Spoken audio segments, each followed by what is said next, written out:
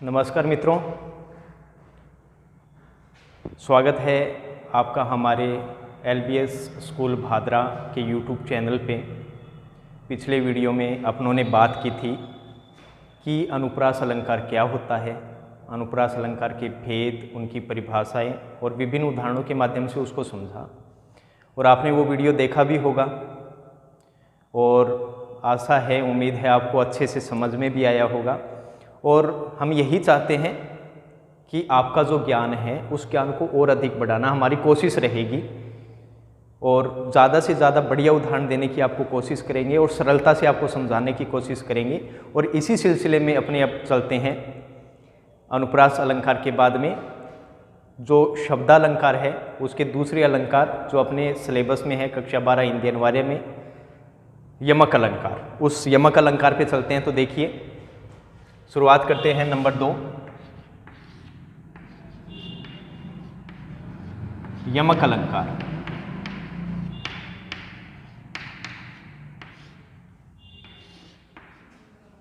देखो मित्रों, एक चीज आपको चिन्ह लेनी बहुत जरूरी है, वो ये कि अनुप्रास और यमक ये दोनों ही शब्दालंकार हैं, परंतु अनुप्रास अलंकार की बात करें तो उसमें वर्णों के माध्यम से काव्य में सुंदरता लाई जाती है, जबकि यमक अलंकार में शब्दों के माध्यम से सुंदरता लाई जाती है। यमक अलंकार को परिभाषा देने से पहले मैं अपने हिसाब से बता देता हूँ, अपने अनुसार आपको बता देता हूँ कि यमक अलंकार के अंतर्गत ऐसे शब्द का प्रयोग किया जाता है जो अनेक बार आए, जिसकी आवृत्ति बार बार हो, एक से अधिक बार आए, और उसका अर्थ है वह प्रत्येक बार क्या रहे, भिन्न रहे। वहीं पे क्या होता है, यमक अलंकार होता है। इसके अलावा कई बार काव्य के अंतर्गत पूरा शब्द न आकर उस शब्द का कुछ अंश आ जाता है, उस अंश के अंतर्गत भी, उस परिस्थिति के अंतर्गत भी क्या होता है, यमक अलंकार होता है। मैं परिभाषा आपको बता देता हूँ, परिभाषा क्या रहेगी, देखिए।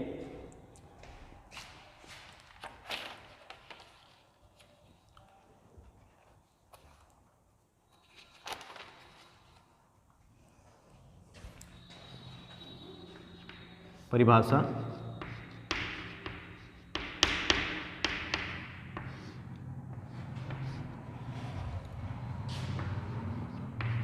जब कोई शब्द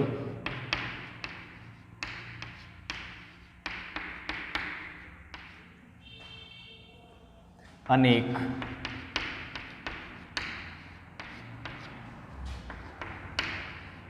एक से अधिक बार आए, देखिए, जब कोई शब्द अनेक, एक से अधिक बार आए तो वहां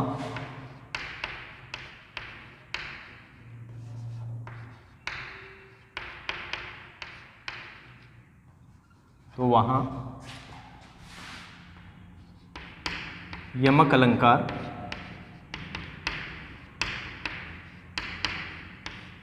होता है।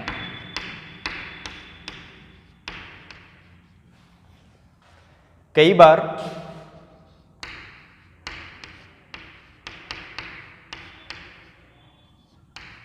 पूरा शब्द न आकर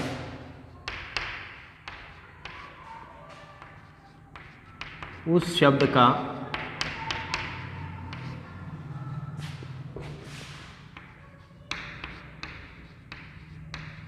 कुछ अंश आ जाता है,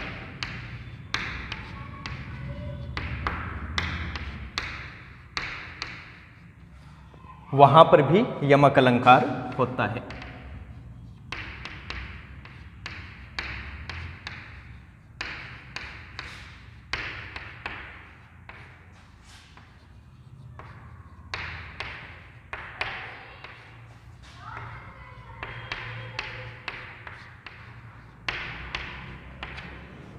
ठीक है मित्रों, कि जब कोई शब्द अनेक, एक से अधिक बार आए तो वहाँ यमक अलंकार होता है।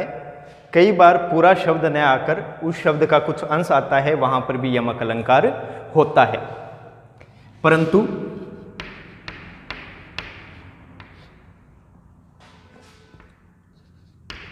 उस शब्द का अर्थ प्रत्येक बार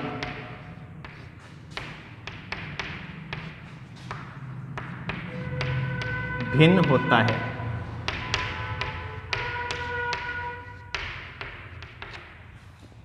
परंतु उस शब्द का अर्थ प्रत्येक बार भिन्न होता है। या आप ऐसे भी कह सकते हो कि जब कोई शब्द अनेक बार आए और प्रत्येक बार उस शब्द का अर्थ क्या रहे, भिन्न रहे, वहां पर यमक अलंकार होता है। कई बार पूरा शब्द न आकर उस शब्द का कुछ अंश आता है, वहां पर भी यमक अलंकार होता है। ऐसे भी आप लिख सकते हो। उदाहरण देखते हैं।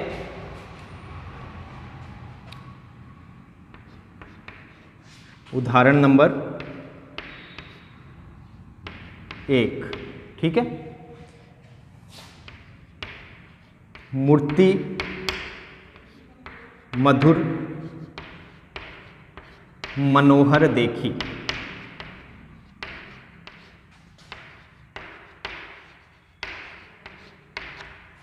मूर्ति मधुर मनोहर देखी,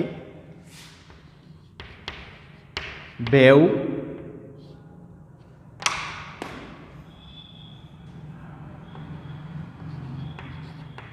विदेह विदेह विसेखी। ये प्रथम उदाहरण है मित्रों। मूर्ति मधुर मनोहर देखी, भयउ विदेह विदेह विसेखी। अब देखो, परिभाषा के अनुसार एक शब्द अनेक बार आया है। कौन सा शब्द? विदेह विदेह। तो आप कह सकते हो कि यहाँ विदेह शब्द है, उसमें क्या है? यमक है। क्या है? यमक है। अब इसे कैसे बताओगे कि इसके अंदर यमक अलंकार है? कैसे प्रूफ करोगे? तो अपने को ये पूरा देखना पड़ेगा कि मूर्ति मधुर मनोहर देखी, भयउ विदेह विदेह विसेखी। अब इसमें अपने को अर्थ इसका पता लगाना पड़ेगा कि दो शब्द एक जैसे आ गए। प्रथम विदेह का अर्थ क्या होता है?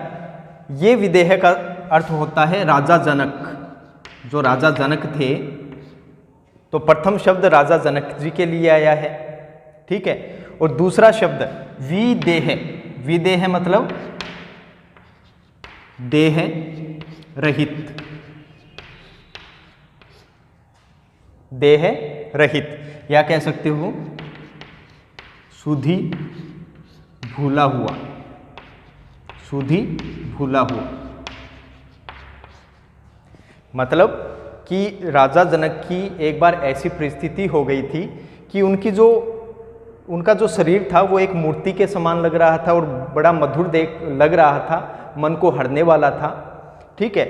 तो वो जो राजा जनक थे, विदेह जी थे जनक, तो उनका जो शरीर था वो देह रहित लग रहा था। देह रहित का अर्थ मतलब सब कुछ भूला हुआ। अब वो सीता जब चली जाती हैं, सीता जी चली जाती हैं, तब वो सुधी भूल गए थे, अपने शरीर की देखभाल करना भूल गए थे। इसलिए विदेह का अर्थ क्या हो गया? देह रहित, सुधी भूला हुआ। अब यहाँ पे शब्द एक जैसे आए हैं, लेकिन अर्थ प्रत्येक बार क्या है? इनका भिन्न है। ये उदाहरण समझ में आ गया। इससे और सरल उदाहरण से मैं आपको समझाता हूँ। जैसे देखिए,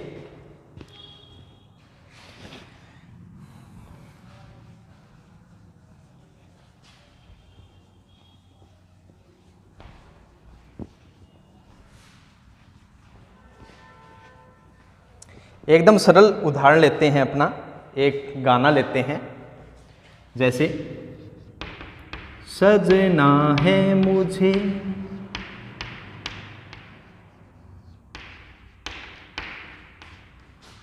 सजना के लिए,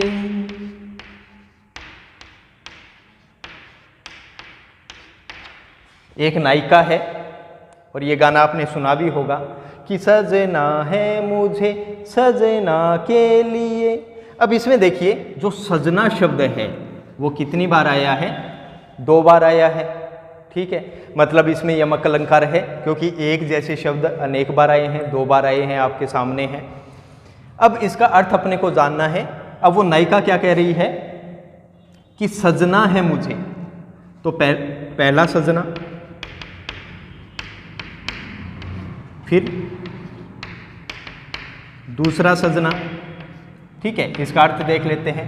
तो इस पंक्ति को देखिए, सजना है मुझे, सजना मतलब लाली पाउडर लगाना, ऐसे लिपस्टिक लगाई किया, बस शीशे में देखा ये, ठीक है, तो वो क्या हो गया, सजना। तो इसका आप लिख सकते हैं श्रृंगार करना। क्या करना, श्रृंगार करना। आजकल तो नाखून पालिश भी बहुत रंग की चलती है, लाल, पीली, नीली, काली, देखो ना। तो पहले सजना का अर्थ श्रृंगार करना। अब आगे मुझे सजना के लिए, किसके लिए सजना है उसको, सजना के लिए, मतलब उसका प्रियतम आ रहा है और वो कह रही है मुझे सजना है, श्रृंगार करना है। तो दूसरे सजना का अर्थ क्या हो गया, प्रियतम। क्या हो गया, प्रियतम, स्वामी, ठीक है। तो प्रथम सजना का अर्थ हो गया श्रृंगार करना और दूसरे सजना का अर्थ हो गया प्रियतम। तो मेरे ख्याल से ये उदाहरण आपको अच्छे से समझ में आया होगा कि यमक अलंकार क्या होता है, कि जहाँ पे एक जैसे शब्द अनेक बार आ जाए, 2 या 2 से अधिक बार आ जाए और अर्थ उनका प्रत्येक बार भिन्न रहे। चलो एक उदाहरण और देखते हैं जो आपका हमेशा से फेवरेट रहा है, जो आपने काफ़ी सुना होगा, वो देखते हैं।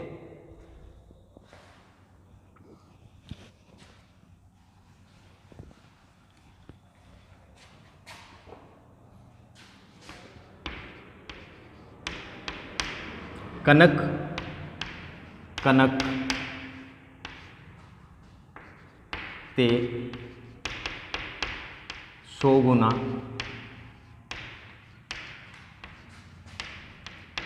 मादकता अधिक आए।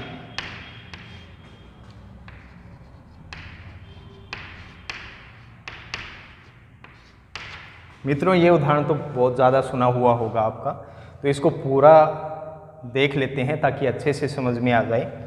कनक कनकते 100 गुना मादकता अधिक आए, वा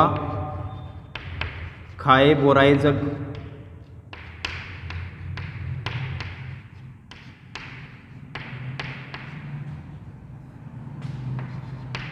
वा पाए बोराए।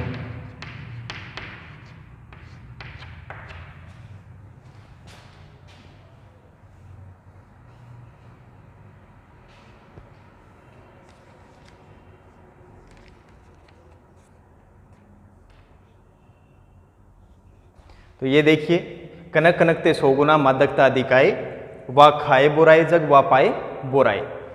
कि अब इसमें ये दे रखा है कि ये 2 वस्तुएं हैं, इनमें क्या होती है, 100 गुना मादकता क्या होती है, अधिक होती है, ठीक है। कैसे, एक वस्तु में दूसरी वस्तु से 100 गुना अधिक मादकता होती है। कैसे, कि वा खाए बोराए जग, वा खाए बोराए जग मतलब जिसको खाने भर से क्या हो जाता है, संसार पागल हो जाता है। वा पोराए, वा पाए बोराए, और एक कनक को क्या करने से, सिर्फ पाने भर से क्या हो जाता है, संसार पागल हो जाता है। एक को खाने भर से पागल और एक को पाने भर से पागल हो जाता है। और अपने पास एक जैसे शब्द आ गए 2, कौन कौन से, एक तो पहला कनक, एक दूसरा कनक, ठीक है। तो ये 2 कनक हो गए अपने पास। ये 2 शब्द इसमें एक जैसे आए हैं, लेकिन अर्थ इनका प्रत्येक बार क्या है, भिन्न है, ठीक है।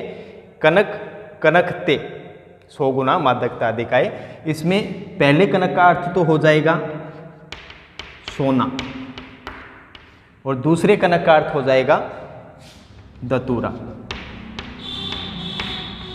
ठीक है। तो इसमें क्या दे रखा है कि एक कनक मतलब जो दतूरा है उससे अधिक सोने के अंदर क्या होती है, 100 गुना मादकता अधिक होती है। क्योंकि दतूरे को मतलब पहले कनक को सिर्फ खाने भर से क्या हो जाता है, संसार पागल हो जाता है। और जो सोना है, देखो दतूरे को खाया जाता है और सोना, सोने का अर्थ सोना ही नहीं होता, संपत्ति से भी इसका अर्थ लिया जाता है। तो सोना या संपत्ति को पाने भर से क्या हो जाता है, संसार पागल हो जाता है। तो दो शब्द आ गए और दोनों शब्दों का अर्थ प्रत्येक बार क्या है, भिन्न है। ठीक है, ये समझ में आया होगा। चलो एक उदाहरण और देखते हैं अपने। एक उदाहरण है काली घटा का घमंड घटा। काली घटा का घमंड घटा। अब ये वापस देखिए, दो शब्द आ गए, घटा घटा। अब इस पंक्ति के अर्थ के अनुसार अपने को इसको समझना है। ठीक है, कैसे? काली, काली मतलब काले रंग की, घटा मतलब बादल का, घमंड, घमंड का मतलब गर्व, घमंड का मतलब अहंकार हो जाएगा, घटा मतलब कम हो गया। ठीक है, घटना मतलब कम होना। तो प्रथम घटा का अर्थ क्या हो गया, बादल। ठीक है, पहली घटा का अर्थ क्या हो गया, बादल, और दूसरी घटा का अर्थ कम हो गया। ठीक है, तो मित्रों ये तीन उदाहरण आपके समक्ष रखे हैं। प्रत्येक में शब्द अलग अलग रहता है, शब्द एक जैसा आता है, परंतु जो उसका अर्थ है वो क्या रहता है, प्रत्येक बार भिन्न रहता है। अब यमक अलंकार के भेद अपने देख लेते हैं। ठीक है, देखिए यमक अलंकार के भेद।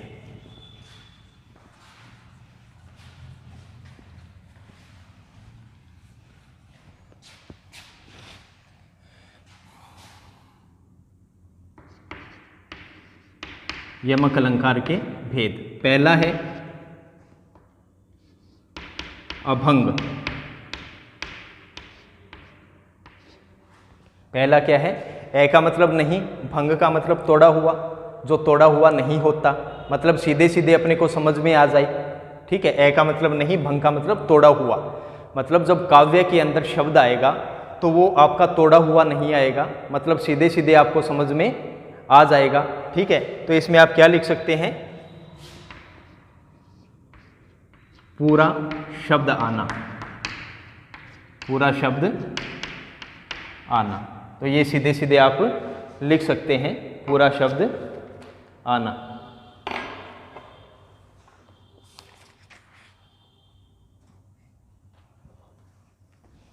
पूरा शब्द आना या पूरे शब्द की आवृत्ति होना।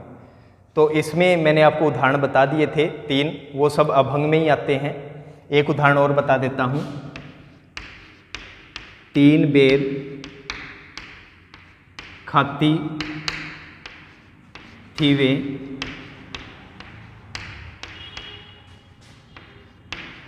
तीन बेर खाती है।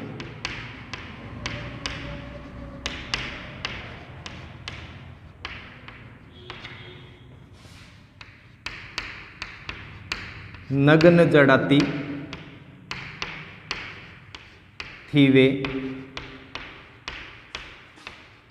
नग्न जड़ाती।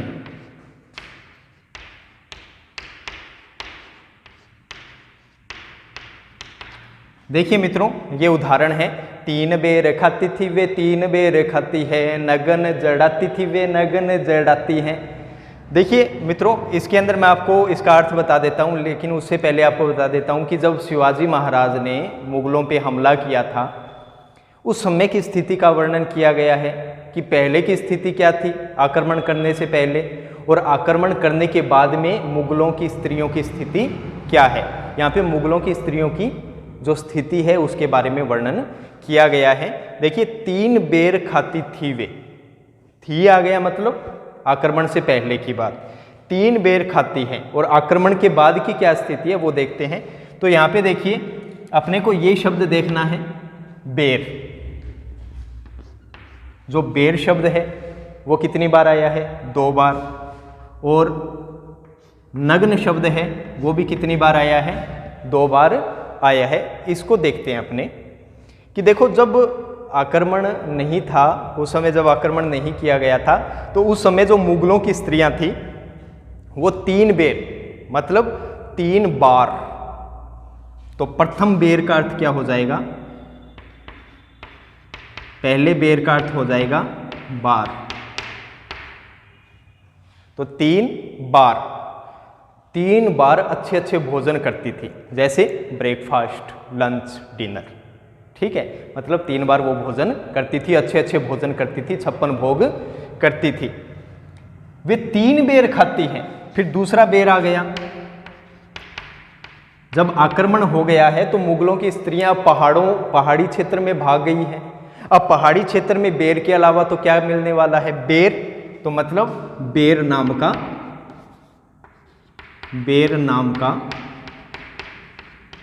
फल, बेर नाम का फल।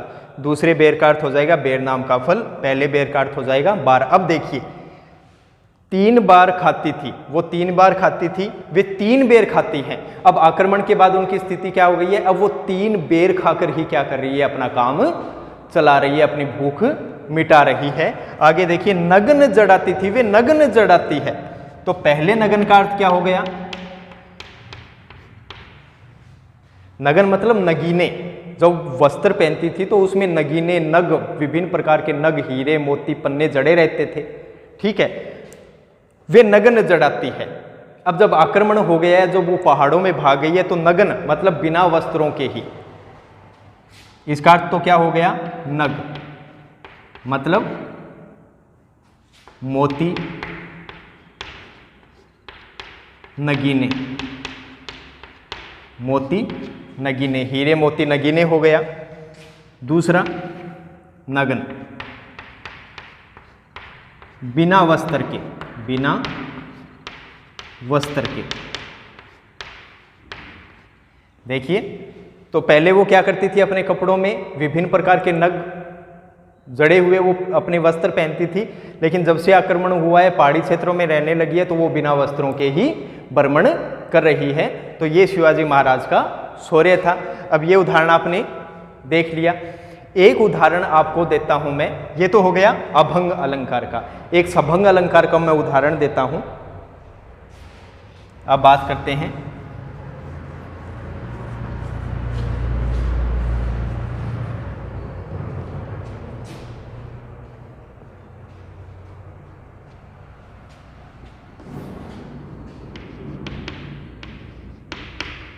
सहभंग।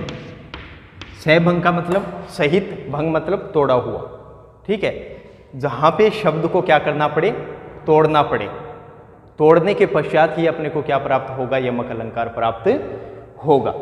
ठीक है, तो इसमें क्या होगा? शब्दांश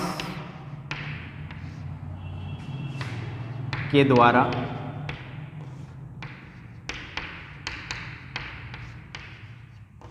यमक की प्राप्ति, यमक प्राप्त होगा।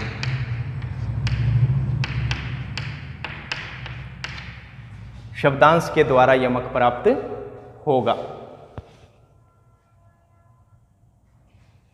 या कह सकते हैं शब्द को तोड़कर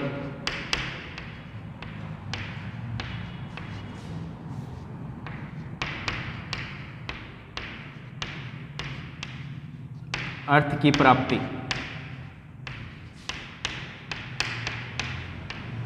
अर्थ की प्राप्ति, या तो या लिख सकते हो शब्द को तोड़कर अर्थ की प्राप्ति होगी। जैसे देखते हैं कि आपने वो सुनी होगी, खूब लड़ी मर्दानी वो तो झांसी वाली रानी है। उसी की एक पंक्ति से अपने ये समझते हैं, यों पर्दे की इज्जत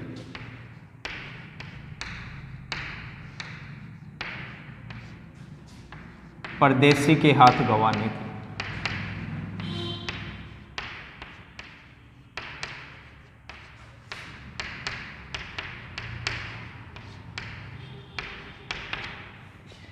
यों पर्दे की इज्जत परदेसी के हाथ गंवानी थी। अब इसमें यमक कैसे प्राप्त होगा? अब इसमें आप लिख सकते हैं कि यहां पर्दे शब्द में यमक है। यहां पर्दे शब्द में क्या है? यमक है। कैसे है? देखो एक तो ये आ गया पर्दे, ठीक है, जैसा कि मैंने कहा सहभंग शब्द को तोड़कर अर्थ की प्राप्ति होगी। एक तो ये पर्दा आ गया। अब यहाँ पे देखिए परदेशी शब्द को देखिए। अब परदेशी शब्द में ये देखो ये पर्दा शब्द है, उसको क्या करेंगे, अलग करेंगे। देखो पर्दे आ गया और परदेशी शब्द में ये पर्दे आ गया। तो अब इसको आप बताओगे कैसे कि जी पहला पर्दे है वो तो क्या है, स्वतंत्र और सार्थक शब्द।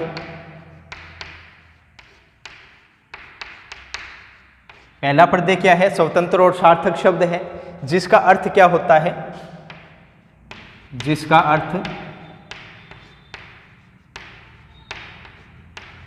पर्दा होता है, जिसका अर्थ पर्दा होता है, जिसका अर्थ क्या होता है, पर्दा होता है।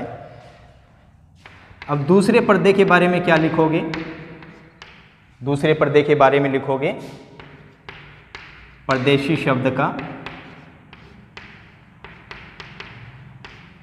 अंश, परदेशी शब्द का अंश, क्योंकि परदेशी शब्द से पर्दे निकाला, क्योंकि तोड़ के निकाला है, तो इसलिए इसमें क्या हो जाएगा, ये दो आगे, ये कौन सा हो गया, सभंग यमक अलंकार हो गया। चलो एक उदाहरण और देखते हैं इसके लिए।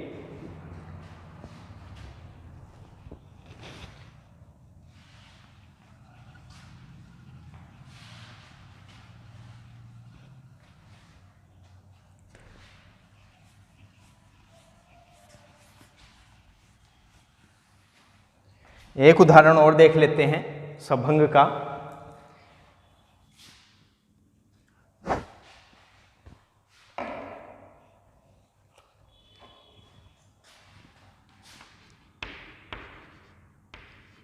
कुमोदिनी मानस मोदिनी कहीं, कुमोदिनी मानस मोदिनी कहीं। अब आप इसमें देखेंगे कि भाई इसमें पूछ ले कि इसमें यमक अलंकार कैसे हुआ, तो देखो इस पूरी पंक्ति को ध्यान से देखिए, इसमें मोदिनी शब्द और कुमोदिनी में मोदिनी शब्द एक जैसा है या नहीं। अब इन दोनों को क्या कर लेंगे, अपने नीचे उतार लेंगे। तो पहला तो कुमोदिनी लिख दिया, कुमोदिनी, मोदिनी लिख दिया, क्षमा करें, मोदिनी। पहला मोदिनी कैसे प्राप्त हुआ अपने को, और दूसरा मोदिनी कैसे प्राप्त हुआ वो अपने को बताना है। तो प्रथम मोदिनी के आगे तो क्या लिख दोगे कि ये क्या है, कुमोदिनी शब्द का अंश है, कुमोदिनी शब्द का अंश।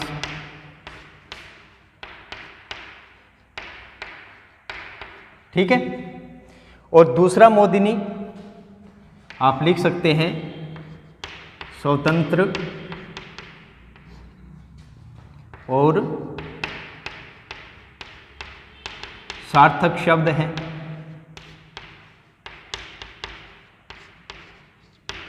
स्वतंत्र और सार्थक शब्द है, जिसका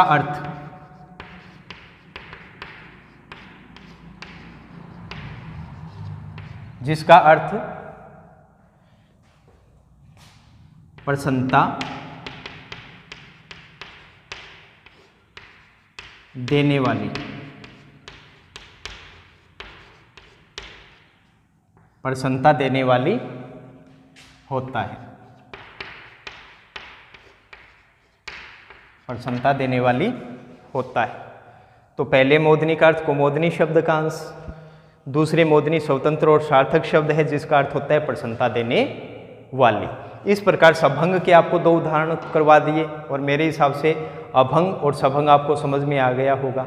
सभंग के अलावा जितने भी मैंने उदाहरण बताए हैं, पहले 3 बताए थे और अब इसके 3 बताए थे, और एक अभंग में आपको बताया था 3 बेर खाती थी वे 3 बेर खाती है। ये सब किस में आ जाएंगे, अभंग यमक अलंकार के अंतर्गत आ जाएंगे। मैं आपको 1-2 उदाहरण और बता देता हूँ यमक के, जो आपकी परीक्षा की दृष्टि से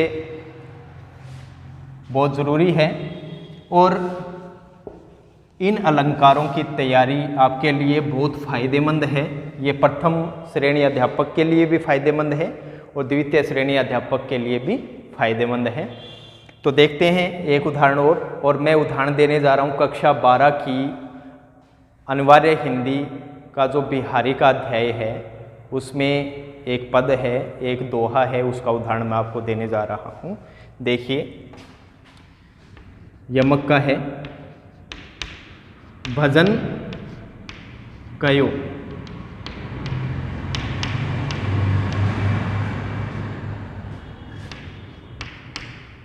ताते भजो, भजन कयो ताते भजो,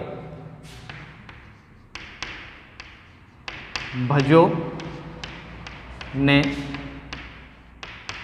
एको बार,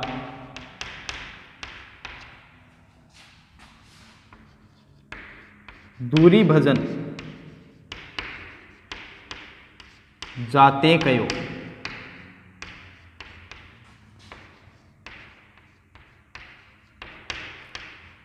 दूरी भजन जाते कयो, भजन कयो ताते भजो, भजो न एको बार, दूरी भजन जाते कयो।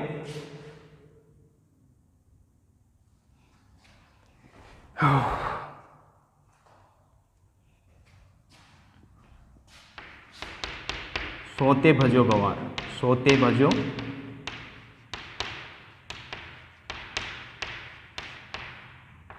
गंवार। ये उदाहरण है बिहारी के अध्याय से दोहे का। अब इसको पहले इसका अर्थ देख लेते हैं। भजन कयो मतलब भजन करने के लिए कहा, ताते मतलब वहां से, भजो मतलब भाग गया। तो प्रथम भजो का अर्थ क्या हो गया? भाग गया या भाग जाना, या भाग जाना। प्रथम भजो का अर्थ क्या हो गया? भजन कयो ताते भजो मतलब भजन करने के लिए कहा, वहां से तू क्या हो गया? भाग गया। भजो न एको बार, भजो मतलब भजन करना,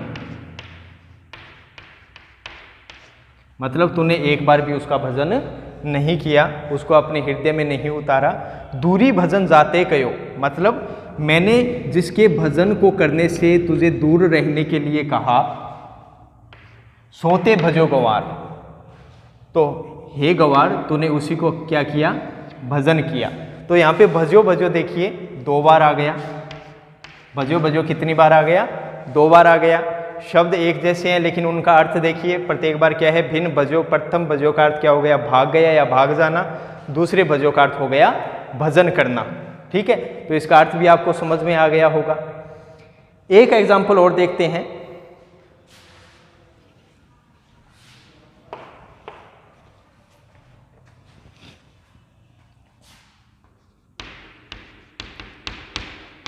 सारंग ले सारंग चली, सारंग ले सारंग चली, सारंग पुगो आए।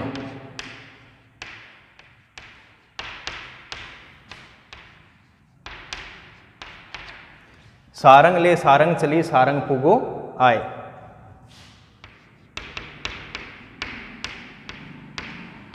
सारंग ले सारंग धर्यो,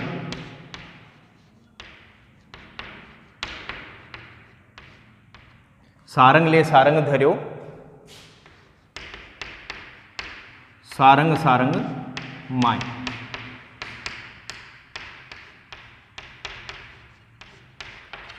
अब ये उदाहरण देखिए। सारंग ले सारंग चली, सारंग पुगो आए, सारंग ले सारंग धर्यो, सारंग सारंग माय। अब इसमें तो बहुत सारे सारंग आए, अब क्या करें भाई? इसका अर्थ अपने को देखना पड़ेगा, तब जाके अपने को सारंग का अर्थ आएगा। सारंग कितनी बार आया है? 1 बार, 2, 3, 4, 5, 6, 7 बार। सारंग तो 7 बार आया है। तो प्रत्येक सारंग का अपने अर्थ देख लेते हैं, और प्रत्येक सारंग का अर्थ अपने देख लेंगे तो पूरा यमक अलंकार भी अपने को समझ में आ जाएगा, क्योंकि सारंग शब्द है उसकी आवृत्ति बहुत बार हुई है, एक से अधिक बार आया है, और अर्थ प्रत्येक बार उसका भिन्न है। तो प्रथम सारंग का अर्थ देखिए,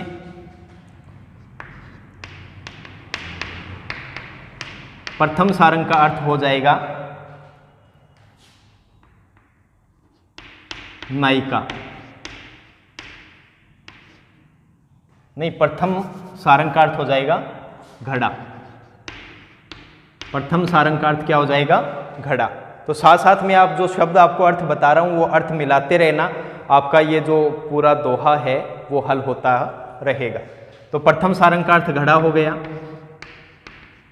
दूसरे सारंग का अर्थ, सारंग ले सारंग चली, मतलब नायिका।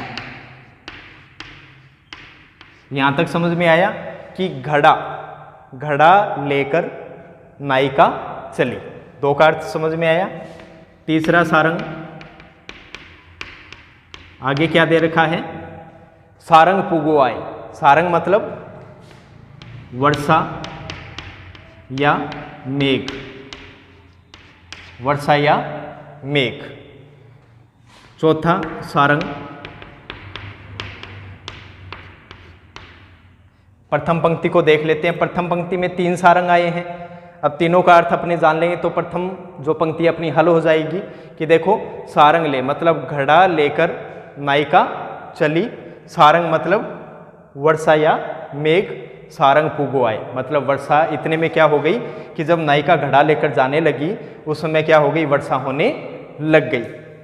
सारंग ले, चौथे सारंग का अर्थ होता है वस्त्र। चौथे सारंग का अर्थ क्या हो गया? वस्त्र, मतलब वस्त्र लेकर। फिर अगला सारंग है घड़ा। फिर 5वें सारंग का अर्थ क्या हो जाएगा? घड़ा, क्योंकि अपने को ये पूरा बनाना भी है इसलिए। अब देखो यहां तक देखिए, घड़ा, वस्त्र लेकर सारंग धर्यो मतलब घड़ा रख दिया, धर्यो मतलब रख देना, सारंग सारंग माई, सारंग। छठे सारंग का अर्थ क्या हो जाएगा? सुंदरी या नायिका। और अंतिम 7वां सारंग है, उसका अर्थ क्या हो जाएगा? सरोवर। ठीक है मित्रों, अब 7 सारंग थे अपने पास, सातों सारंग का अर्थ अपने को समझ में आ गया।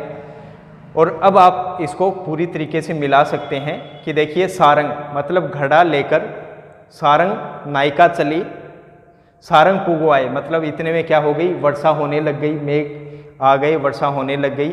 सारंग ले, फिर सुंदरी ने क्या किया? अपने सिर पर वस्त्र धारण किया, वस्त्र लिया, सारंग धर्यो और घड़ा रख दिया। कहाँ रखा सुंदरी ने घड़ा? सरोवर के अंदर रख दिया। समझ में आया? तो जब 7 सारंग आए, सातों का अर्थ अपनों ने अलग अलग कर देख लिया है, तो इस प्रकार आपका यमक अलंकार पूर्ण रूप से पूरा होता है। और इसके जो 2 भेद है, अभंग और सबंग, दोनों मैंने आपको उदाहरण के माध्यम से समझा दिया है, और मैं उम्मीद करता हूँ आपको समझ में भी आ गया होगा। तो आप लगातार हमारे साथ बने रहिए, आगे नेक्स्ट वीडियो आपको मिलता रहेगा समय समय पर। और आप अपनी अभ्यास पुस्तिका में ये सब चीज़ें एक बार नोट कीजिए, उनको बार बार पढ़िए, उनका बार बार अभ्यास कीजिए। अब आगे के जो अलंकार बचे हैं वो अपने क्रमबद्ध तरीके से करते रहेंगे। अब अगर फिर भी समझ में नहीं आ रहा है तो आप वीडियो को बार बार देखिए, और जो चीज़ समझ में नहीं आ रही है वो अपने कमेंट बॉक्स में उसका कमेंट आप लिख सकते हैं, और हम आपकी समस्या का हल करेंगे।